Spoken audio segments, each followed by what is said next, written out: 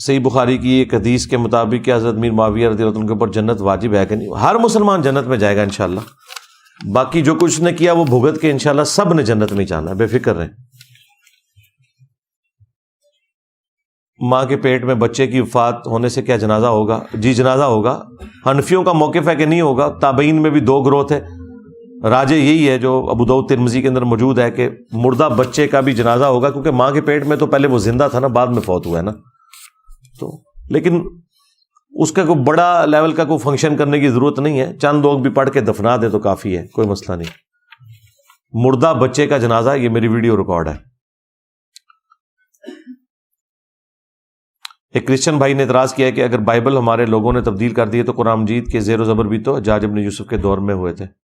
جی زیر و زبر سے کوئی لینا دینا نہیں ہے قرآن پاک کا، کیونکہ قرآن پاک جو ہے وہ زیر اور زبر ہم اجمیوں کے لیے لگائے گئے ہیں، وہ آپ اتار دیں.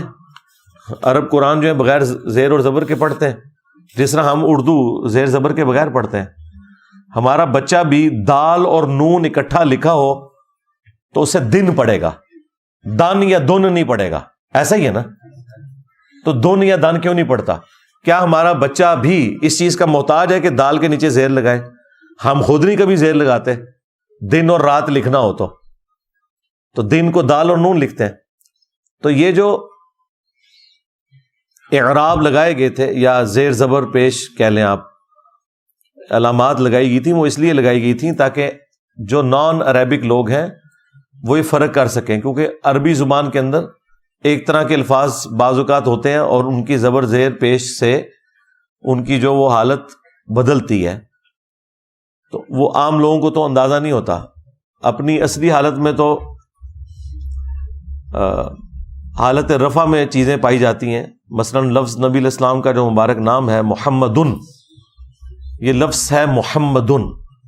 جب ہم اسے پڑھتے ہیں تو محمد وقف کر کے پڑھتے ہیں، لیکن جب یہ جملوں کے اندر جائے گا تو پھر اس کی حالت بدل جائے گی. کلمے میں ہم کیا پڑھتے ہیں؟ لا الہ الا اللہ محمد الرسول اللہ، کیونکہ محمد دن ہے نا، دن کے بعد را آتی ہے تو وہ اس کے ساتھ مل جاتا ہے. لیکن اذان میں ہم کیا پڑھتے ہیں؟ اشہد ان محمد دن محمد رسول اللہ. کیوں؟ انا آ گیا، انا کی وجہ سے دو پیش دو زبر میں بدل گئی. اور درود شریف میں اللہم صلی علی محمد دن، وہاں دو زیریں بن جاتی ہیں. تو عربی میں چونکہ اس طرح کے معاملات ہیں اس لیے لگائے گئے. اس کا اور حجاج ابن یوسف والی بات بھی ہمارے نزدیک تو مضبوط نہیں ہے. حضرت علی کے دور میں یہ سب کچھ ہوا تھا، ان کے شاگرد نے کیا تھا ان کے حکم سے. ابو الاسود الدولی، یہ بھی اس پہ بھی میری ویڈیو ریکارڈ ہے. تو قرآن زیر زبر پیش سے کوئی بدلنے والا معاملہ نہیں ہوتا. وہ اتار بھی دیں تب بھی اس کو اسی طریقے سے ہی پڑھا جائے گا. سود کے بارے میں ڈیٹیل سے بتا دیں. کیا بتائیں جی؟ سود کے بارے میں اتنا ہی کافی ہے کہ آیت نمبر 279 ہے سورۃ البقرہ کی کہ اللہ اور اس کے رسول کا اعلان جنگ ہے. باقی سود کیا کیا چیز ہے؟ پیسے کے بدلے پیسہ سود ہے. اسلامک بینکنگ آپ یہ لکھیں یوٹیوب کے اوپر، ہر حوالے سے میری تفصیلی ویڈیو آپ کے سامنے آ جائیں گی. انٹرنیٹ کا کاروبار کیسا ہے؟ ٹھیک ہے جی. انٹرنیٹ کا یوز اگر کوئی غلط کرتا ہے وہ اس کا اپنا معاملہ ہے، کاروبار تو درست ہے. قوالی میں دھمال یا ہوش سے باہر ہو جانے کی کیا حقیقت ہے؟ یہ ایک سائنٹیفک فینومینا ہے، ہو جاتا ہے ایسے. وہ قوالی ہو، کوئی میوزک ہو، یہ ایک سائنٹیفک فینومینا ہے، ایک نیچرل فینومینا ہے. ریزوننس کا یہ ہو جاتا ہے. اس کا کوئی دین کے ساتھ کوئی تعلق نہیں ہے. ہاں جی. کافر اور مشرک میں کیا فرق ہے؟ ہندو یا کوئی اور بت پرست بھی کافر ہے؟ دیکھیں کافر تو سارے ہی کے سارے ہیں اس حوالے سے کہ جنہوں نے نبی علیہ السلام کی نبوت کا انکار کیا. مشرک ٹرم جو ہے وہ چھوٹی ہے کافر کے مقابلے پہ. جو شرک ہے وہ تو اللہ تعالیٰ کی ذات اور صفات کے اعتبار سے ہے. وہ تو مسلمانوں میں بھی ایسے لوگ موجود ہیں جو شرک کر رہے ہیں، لیکن ہم انہیں کلمہ گو مشرک کہتے ہیں. ان کو ہم کافر مشرک نہیں کہتے، چونکہ وہ اللہ رسول آخرت کے ماننے والے ہیں. کہیں ان کو کوئی غلطی لگی ہوئی ہے. اب اس طرح کے نان مسلم بھی موجود ہیں جو اللہ کے ساتھ شریک نہیں ٹھہرا رہے کسی اور ہستی کو، لیکن نبی علیہ السلام کا انہوں نے انکار کیا ہوا، تو ہم انہیں کافر کہیں گے، مشرک وہ نہیں ہوں گے. تو اللہ تعالیٰ کی ذات اور صفات میں جو شریک کرنے والے ہیں وہ مشرک ہیں، اور جو اللہ، رسول، آخرت، کسی بھی چیز کا مطلقاً انکار کرنے والے یا اس میں سے کسی ضروریات دین کا انکار کرنے والے لوگ وہ کافر ہیں۔ تو مختصر آپ یہ سمجھ لیں کہ جتنے بھی نان مسلم ہیں وہ سب کے سب کافر ہیں۔ باقی اس کی جو ایک منطقی بحث ہیں جو غامدی صاحب کرتے ہیں وہ عام بندے کی ضرورت ہی نہیں ہے، آپ کے لیے بس اتنا ہی کافی ہے۔ بال بیچنا کیسا ہے؟ بال ناخن کاٹ کر دفنانے چاہیے، دفنا دیں، دفنانے کی یہ ماڈرن فارم ہے۔ اگر نالی میں بھی آپ بہاتے ہیں تو وہ ظاہر ہے الٹیمیٹلی ڈسپوز آف ہی ہو جاتے ہیں۔ یہ ضروری نہیں ہے کہ ان کو کوئی دفنانا ہے آپ نے، مطلب پبلک ڈومین سے باہر نکال دینا۔ باقی بال بیچنا تو ناجائز ہے جی، اس کی کوئی انسانی اعضاء بیچ نہیں سکتے۔ ہاں ویسے آپ نے ڈونیٹ کرنے ہیں وہ ایک معاملہ علیحدہ ہے، کسی کام کے لیے اگر استعمال ہوتے ہوں وہ، لیکن اس میں بھی اب جو بال کی وگ بنانا اوریجنل بالوں کی، وہ تو صحیح مسلم کے اندر حدیث ہے کہ نبی علیہ السلام نے منع فرمایا ہے۔ سنتھیٹک بالوں کی ہو سکتی ہے، اوریجنل بالوں کی نہیں۔ جو غیر مسلم فلاحی فنڈنگ کرتے ہیں، ان کے ساتھ آخرت میں کیا معاملہ ہوگا؟ کیا انہیں اجر ملے گا؟ دنیا میں تو اجر مل جاتا ہے ان کو، ان کے لیے دنیا کا اجر تو ہے نا کہ لوگ ان کی تعریف کریں گے۔ آخرت کا تعلق میرے بھائی ہدایت کے ساتھ ہے، چاہے مسلمان ہے چاہے کافر ہے۔ جب تک وہ اللہ اور اس کے پیغمبر کی تعلیمات پہ عمل نہیں کرتا، آخرت کے بارے میں وہ چھوڑ دے۔ جو نماز، روزہ، حج، زکوٰۃ کرنے والے لوگ ہیں ان کے بارے میں بھی آیا کہ اگر ریاکاری کے لیے کیا تو وہ پکڑے جائیں گے۔ مسند احمد میں حدیث ہے، جس نے دکھلاوے کے لیے روزہ رکھا اس نے شرک کیا، جس نے دکھلاوے کے لیے نماز پڑھی اس نے شرک کیا، جس نے دکھلاوے کے لیے صدقہ کیا اس نے شرک کیا۔ اور وہ مسلم کی جو مشہور حدیث ہے کہ ڈھیروں ڈھیر نماز، روزہ، حج، زکوٰۃ کی نیکیاں لے کر قیامت والے دن ایک بندہ آئے گا، لیکن اس نے حقوق العباد کے معاملے میں کمزوری دکھائی ہوگی، ایک ایک کر کے لوگ اس کی نیکیاں لے جائیں گے اور الٹیمیٹلی اسے جہنم میں پھینک دیا جائے گا۔ تو یہ تو میں کئی دفعہ بیان کر چکا ہوں۔ گھر سے بھاگ کر شادی کرنے والوں کے ساتھ کیا سلوک کرنا چاہیے؟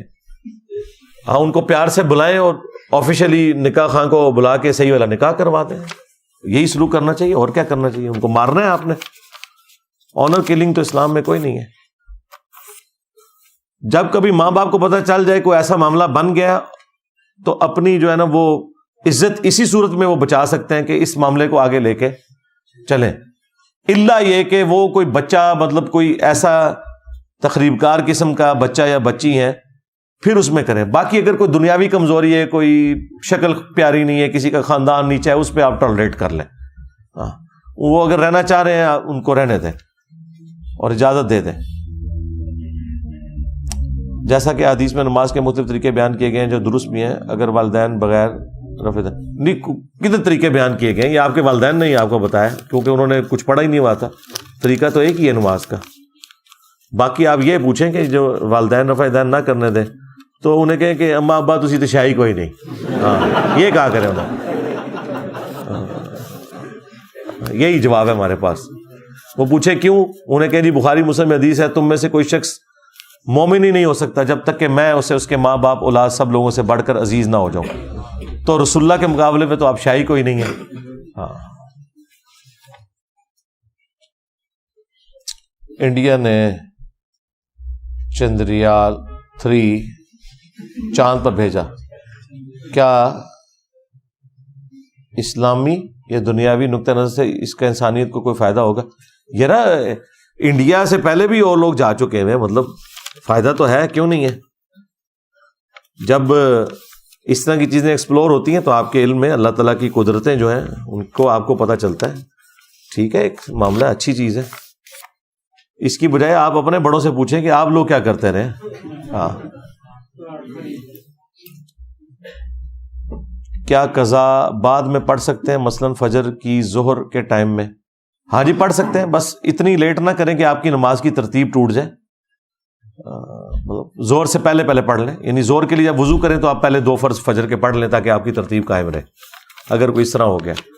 ویسے تو بہتر یہ کہ اتنا لمبا آپ پیریڈ انتظار ہی نہ کریں، صبح آفس جانے سے پہلے یا کالج یونیورسٹی جانے سے پہلے وہ پڑھ لیں اشراق کے وقت میں۔ میرے والد کی نصیحت تھی کہ 40واں نہیں کروانا۔ 40واں یعنی تیجا کروا لینا، 40واں نہیں کروانا یا کچھ بھی نہیں کروانا. لیکن میری والدہ نے سب کے ساتھ ضد کر کے ختم کروایا تھا. میں انہیں سمجھاتا رہا پر وہ نہیں مانی. ٹھیک ہے، تو وہ اس لیے نہیں مان رہی کہ وہ معاشرے کے پریشر میں. ہمارے ماں باپ کا دین کے ساتھ کوئی لینا دینا نہیں ہے، یہ بس نسلاً مسلمان تھے، اللہ تعالیٰ انہیں ہدایت دے، ہم تو بتا ہی سکتے ہیں صرف. نماز میں ہاتھ کا سہارا لے کر بیٹھنے سے منع کیا ہے. ہاں جی، وہ جو منع کرنے کا جو ابو داؤد میں ہے نا، وہ کوئی شخص کمر پہ یوں ہاتھ رکھ کے وہ سہارا لے، وہ والا منع ہے. یہ نہیں ہے. یہ صحیح بخاری میں عبداللہ بن عمر کا آپ نے لکھا ہے، بخاری میں 803 نمبر حدیث جو ہے اس کی ہیڈنگ میں لکھا ہے کہ عبداللہ بن عمر جو ہے وہ سجدے میں جاتے وقت پہلے ہاتھ لگاتے تھے اور پھر گھٹنے لگاتے تھے. تو یہ جو سہارا والا جو ہے نا اس پوزیشن کا، اس کا میں نے تفصیل سے نماز والے لیکچر میں بتایا ہوا ہے 70A مسئلے کے اندر. اس طرح کوئی بھی نہیں کرتا آج کل. میں آپ کو وہ طریقہ بھی نہیں بتانا چاہتا کیونکہ آپ میں سے کوئی کر ہی نہیں رہا. ابو داؤد میں ہے کہ ہاتھوں سے پہلے گھٹنے لگا کر اونٹ کی طرح نہ بیٹھو. تو وہ روایت تو ضعیف ہے نا جی. اور اس سے جو اگلی روایت ہے اس میں تو ہے کہ پہلے ہاتھ لگاؤ اور پھر گھٹنے، وہ روایت بالکل صحیح ہے. اور بخاری میں بھی 803 نمبر حدیث کی ہیڈنگ میں لکھا ہوا ہے. اسکول کالج میں بچوں کو رنگ و نسل دیکھ کر نمبر دینا کیسا ہے؟ یہ پتہ نہیں کون سے اسکول ہیں جن میں ایسے دیا جاتا ہے. ایسا تو نہیں ہوتا یار، ایسا تو کہیں نہیں ہوتا. آپ کے بورڈ کے پیپر جو لوگ چیک کر رہے ہوتے ہیں ان کو تو پتہ ہی نہیں ہوتا ہے کس بندے کا پیپر ہے، تو وہ کیسے رنگ و نسل دیکھتے ہیں. ہاں انڈیویجول لیول کے اوپر اسکول کے اندر اگر کوئی کر رہا ہے تو وہ کب تک کرے گا؟ میٹرک میں تو جا کے ساروں کا پول کھل جائے گا. یہ جو پرائیویٹ کالجز اسکولز کے اندر بچوں کو زبردستی پاس بھی کرتے ہیں تو بورڈ کے پیپر میں تو جا کے سمجھ لیں بورڈ کا جو پیپر ہے وہ تو قیامت کا دن ہی ہوتا ہے ان کے لیے. ہاں اس میں تو فیصلہ ہو جاتا ہے پھر. تو یہ دشمنی کر رہے ہیں لوگوں کے ساتھ جو لوگ اس طرح کی حرکتیں کر رہے ہوتے ہیں. میاں بیوی کی لڑائی ہوئی تھی گھر کے خرچے کی وجہ سے. جی زیادہ تر یہی ہوتا ہے. 1 سال ہو گیا آپس میں بولتے نہیں، علیحدگی بھی اختیار نہیں کر رہے، جس کی وجہ سے بچے رل گئے ہیں. کیا ان کا ایسے ساتھ رہنا جائز ہے؟ بڑی بات ہے یار. 1 سال کس طرح میاں بیوی ایک گھر میں رہتے ہوئے علیحدہ رہ سکتے ہیں؟ یہ میری سمجھ سے تو باہر ہے. یہ کوئی بڑا کوئی موجزانہ ہی کیس ہے. ایک جگہ نہیں رہ رہے ہوں گے. ایک جگہ رہتے ہوئے کیسے ایسے ہو سکتا ہے کہ میاں بیوی جو ہے وہ ایک جگہ رہ رہے ہیں اور 1 سال سے بولے نا؟ اور تو خرچے کی وجہ سے پھر خرچہ چل ہی رہا ہے نا، تبھی 1 سال سے رہ رہے ہیں نا، پتے تو نہیں کھا رہے. زیادہ تر لڑائیاں جو ہے نا وہ خرچوں کی وجہ سے ہی ہوتی ہیں. اور دوسرے نمبر کے اوپر جو انا اور ضد ہے اس کی وجہ سے ہوتی ہے. باقی جو اس طرح کے معاملات ہیں ہم تو لوگوں کو سمجھا ہی سکتے ہیں صرف. یہ تو بالکل ایسا نہیں کرنا چاہیے، ظلم ہے. 3 دن سے زیادہ تو ناراض ہونے کی اسلام میں اجازت ہی نہیں ہے. کوئی شرعی وجہ ہے تو اس کو بھی دیکھا جائے. صحیح مسلم میں حدیث ہے کہ کسی مومن کے لیے یہ حلال نہیں ہے کہ وہ اپنی مومنہ بیوی سے بغض رکھے. میں تو اکثر اس کے اوپر بولتا رہتا ہوں. زیادہ تر مردوں کے اینڈ پہ خرابی ہوتی ہے، عورتوں کے اینڈ پہ تو بہت کم ہوتی ہے. باقی دونوں کو دیکھنا چاہیے. اللہ سے ڈریں.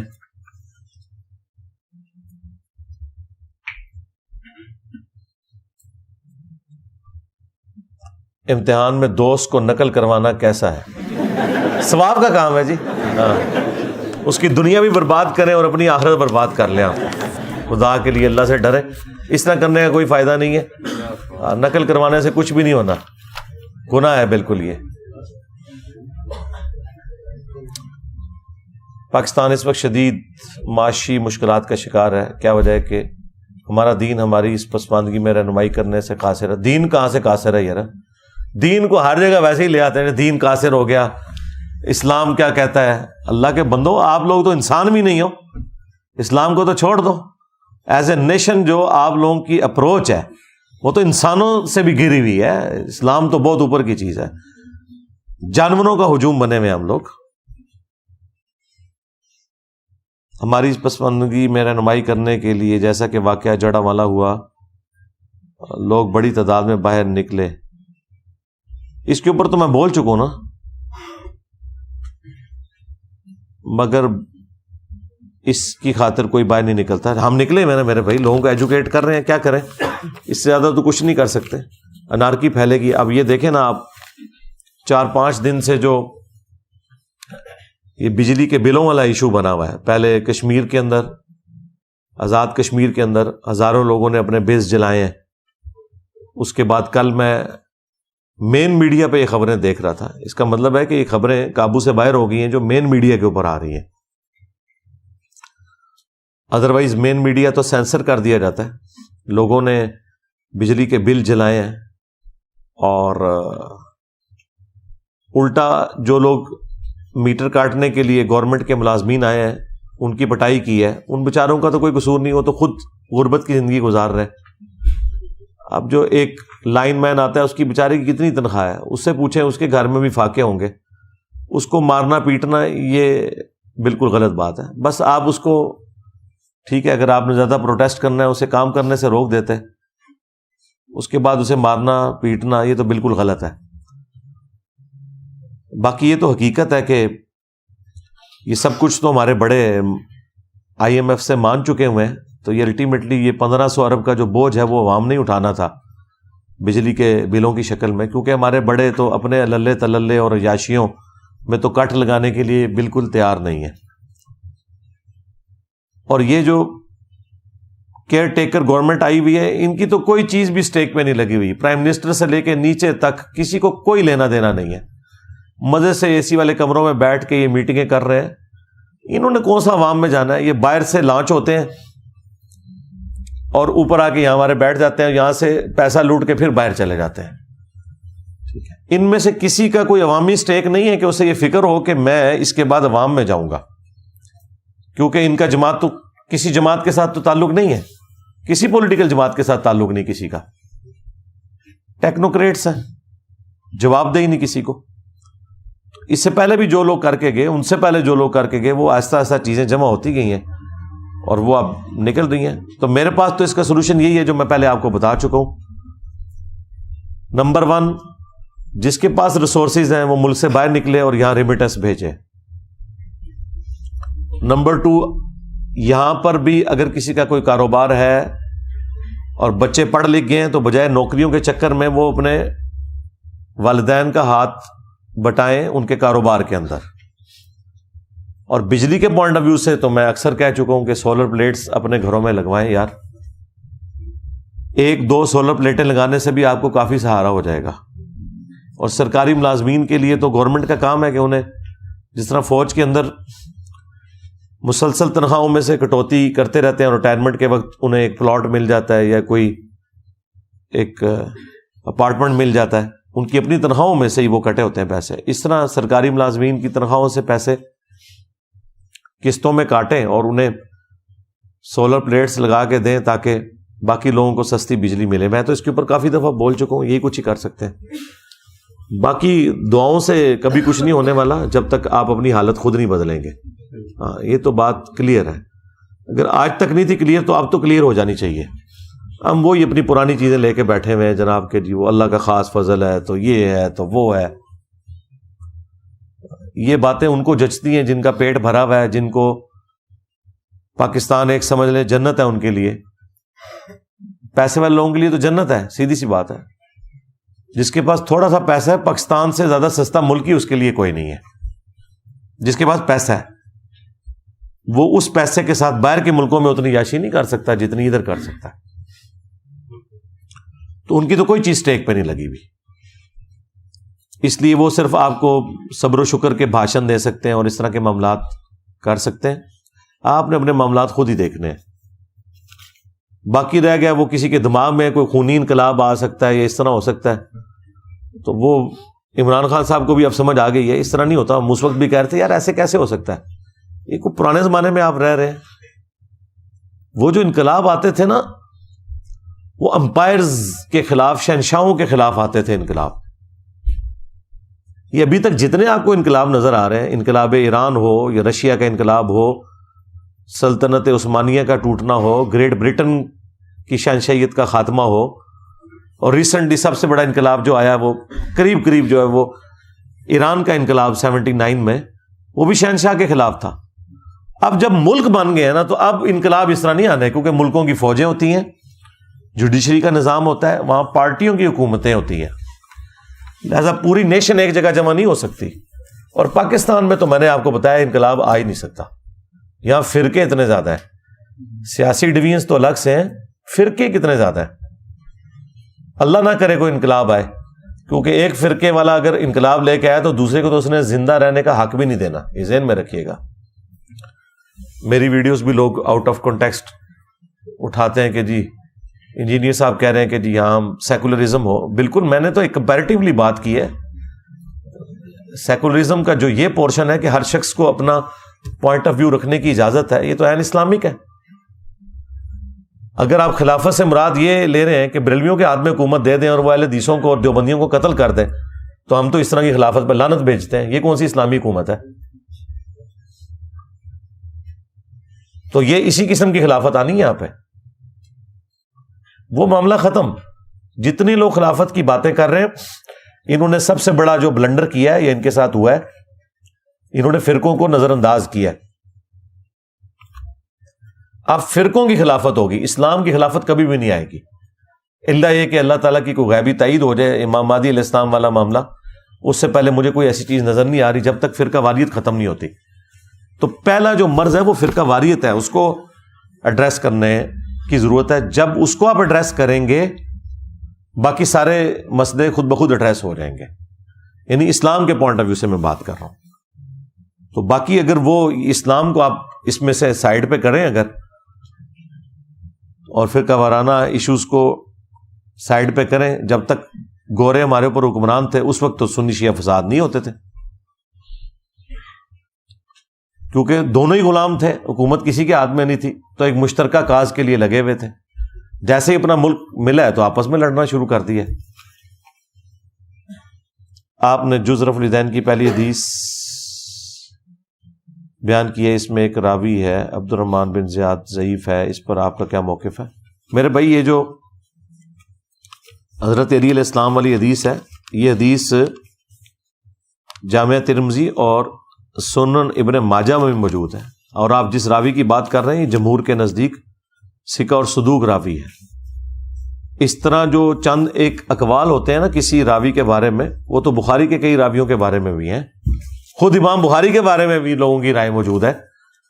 اس طرح کرنے سے حدیثیں ضعیف نہیں ہو جاتی ہیں, ورنہ تو دنیا میں کوئی حدیث بھی نہیں بچے گی. ٹھیک ہے, اصول حدیث کے اوپر معاملات کو دیکھا جاتا, ورنہ تو کئی صحابہ کرام کی حدیثیں بھی پھر ریجیکٹ کر دیں ہم ان کے اعمال کی وجہ سے. نہیں, ان کا اعمال اللہ کے سپرد ہے, حدیث کے معاملے میں ان کی جو سچائی ہے اس کو ایکسیپٹ کیا جائے گا. تو بعد کے لوگوں کے بارے میں بھی یہی ہے, حدیث کا معاملہ بالکل ایک ڈفرنٹ ہے. اس کے اوپر آپ میری ایک ویڈیو بھی دیکھ لیں کہ محدثین نے حضرت معاویہ رضی اللہ تعالیٰ کی احادیث کیوں لی ہیں. اس وجہ سے نہیں کہ انہیں نہیں پتا تھا, حدیث کی فیلڈ میں کسی صحابی نے کوئی جھوٹ نہیں بولا ہوا. اسی لیے کہا جاتا ہے الصحابۃ کلہم عدول, تمام صحابہ عادل ہیں حدیث روایت کرنے میں. یہ گناہ اللہ کے فضل سے اللہ نے محفوظ رکھا ہے صحابہ کرام علیہم رضوان کو. اور ان کے بعد بھی جو لوگ اس طرح کے ہیں کہ جن کے اپنے عقائد و نظریات ہیں, کوئی خارجی ہے, کوئی ناصبی ہے, کوئی رافضی ہے, لیکن وہ جھوٹا نہیں ہے, سچا ہے, تو اس کی روایت بھی قبول کی جائے گی. یہ حدیث کا اصول ہے, اور یہ کوئی میں نے نہیں بنایا ہوا, شروع سے ہے. آج بھی کئی غیر مسلم آپ دیکھیں, یعنی اپنی تمام کمزوریوں کے باوجود سچ بولتے ہیں, بے ایمانی نہیں کرتے. تو اس طرح مسلمانوں میں بھی ایسے لوگ تھے جو اپنی گمراہیوں کے باوجود سچ بولتے تھے, جھوٹ نہیں بولتے تھے, حافظہ ان کا نہیں بگڑا ہوا تھا. تو صرف عقیدے کی بنیاد کے اوپر ان کی حدیثیں فارغ نہیں کی جا سکتی کہ ان کا اپنا عقیدہ کیا تھا. بخاری میں 100 کے قریب راوی ہیں جو شیعہ ہیں, ان میں ایسے شیعہ راوی بھی ہیں جو شیعہ مسجدوں کے امام بھی تھے, یعنی وہ فرقہ واریت ہوئی بھی اور مسجدیں بھی علیحدہ, لیکن امام بخاری نے حدیثیں لی ہیں. بخاری کے کئی راوی ناسبی بھی ہیں, مروان بن حکم خود اتنا بڑا ناسبی ہے, حدیث تو لی ہے اس سے, چاہے وہ تائید میں لی ہے, لیکن پھر یہاں پہ ترجمہ کرنے والوں نے اس کے ساتھ رحمت اللہ علیہ بھی لکھ دیا ہوا ہے, رضی اللہ عنہ بھی لکھ دیا ہوا ہے, مروان بن حکم کے ساتھ کہ بھی وہ راوی ہو گیا. راوی ہونے کا مطلب نہیں کہ پاک صاف ہو گیا, راوی ہونے کا مطلب یہ ہے کہ حدیث اس کی یہ درست ہے، باقی وہ اپنے اعمال کا جواب دے خود ہوگا. سیدھی سی بات ہے. جس طرح بخاری میں حدیث ہے کہ وہ 3 راتوں سے جو تیرا مہمان تھا ابو ہریرہ شیطان تھا، ہے وہ جھوٹا لیکن اس نے بات سچی کی ہے.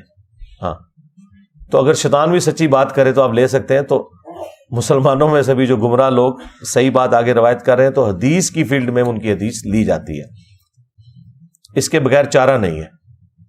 حدیث کی فیلڈ میں زیادہ ضروری چیز انسان کا سچا ہونا اور اس کے حافظے کا نہ بگڑنا ہے. امام مسلم مقدمے میں نہیں لکھ رہے کہ میں نے سب سے زیادہ جھوٹ بولتے ہوئے نیک لوگوں کو دیکھا ہے اور فی البدی ان کی زبان سے جھوٹ جاری ہوتا ہے. آج بھی دیکھ لیں جتنے یہ وائزین کہانیوں والے ہیں، شکلیں دیکھیں کتنی ان کی مومنوں والی ہیں، سب سے زیادہ کہانیاں وہ لوگ سناتے ہیں.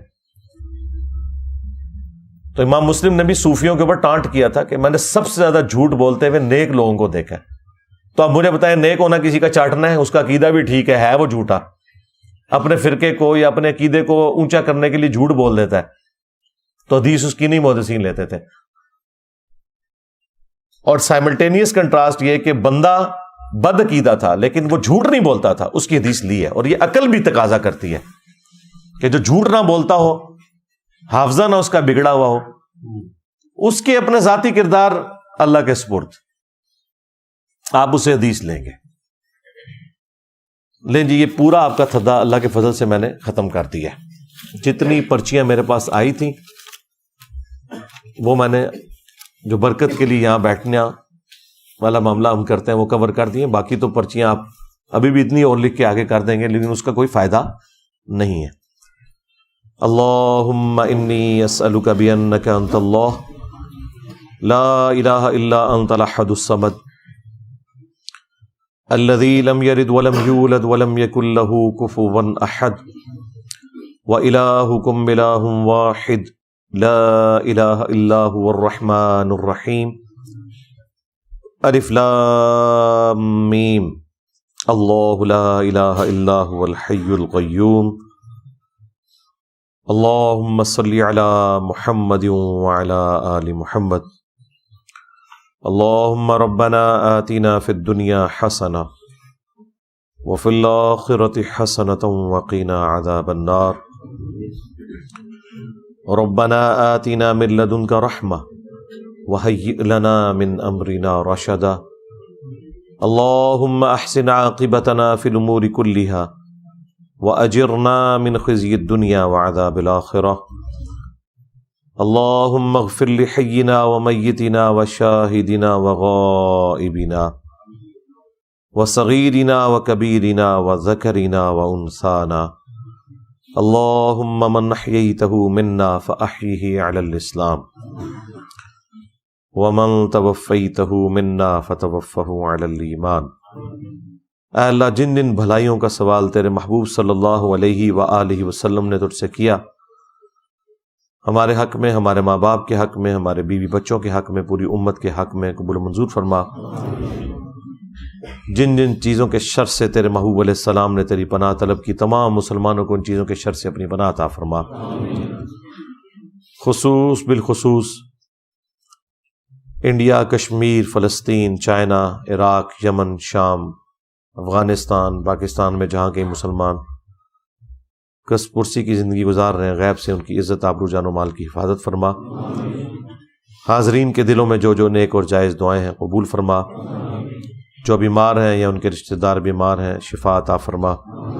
جو فوت ہو چکے ان کی مغفرت فرما. اے اللہ، تمام مسلمانوں کی تمام دینی، دنیاوی، جسمانی، روحانی، ظاہری، باطنی پریشانیاں، تکلیف، مصیبتیں، دکھتا، بیماریاں، دشواریاں دور فرما. سبحان ربک رب العزت عما یصفون وسلام علی المرسلین والحمد للہ رب العالمین وصلی اللہ علی النبی الکریم وعلی آلہ واصحابہ اجمعین الی یوم الدین. آمین.